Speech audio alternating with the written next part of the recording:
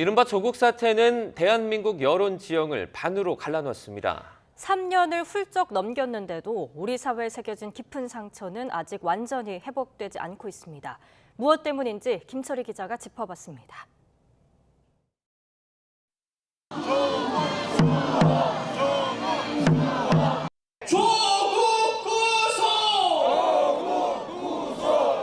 지난 2019년 대한민국 사회는 조국을 놓고 둘로 갈렸습니다. 한쪽은 서초동으로, 다른 한쪽은 광화문으로 나가 목청껏 외쳤습니다. 조국 사태를 둘러싼 갈등이 이토록 컸던 이유는 무엇이었을까? 문재인 정부는 임기 초부터 공정사회를 강조했습니다. 박근혜 전 대통령 탄핵으로 출범했기에 어찌 보면 당연한 일입니다. 문재인과 더불어민주당 정부에서 기회는 평등할 것입니다. 과정은 공정할 것입니다. 결과는 정의로울 것입니다. 그런데 정부 출범 3년 차에 터진 게 바로 조국 사태였습니다. 여러 불공정 의혹은 조국과 그의 가족, 나아가 문재인 정부에도 타격을 줬습니다. 여론이 가장 예민하게 움직였던 건 입시 비리 의혹이었습니다. 이때 나온 말이 바로 내로남불입니다. 문재인 정부가 남의 비리에만 엄격하고 자신들의 허물에는 너그럽다는 부정적 여론이 급격히 확산했습니다. 그 중심에는 청년들이 있었습니다. 그토록 정의와 공정을 부르짖던 공직자가 자식 교육 앞에서는 결국 이 정도밖에 안 되는가라는 국민들의 참담함과 배신감에 있는 그대로 공감하고, 서초동에 모인 사람들이 내세운 건 당시 윤석열 총장이 이끌던 검찰의 선택적 정의. 검찰의 수사 방향이 당시 정부 여당에만 유독 가혹했다는 논리였습니다.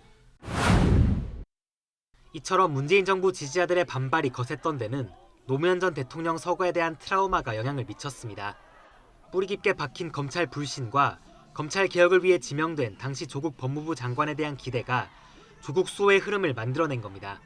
피해 사실을 불법으로 공표하는 것도 문제가 되고요. 똑같은 자녀의 문제가 있어도 조국 장관에 있어서는 너무 무리한 수사를 하는 것이 아닌가.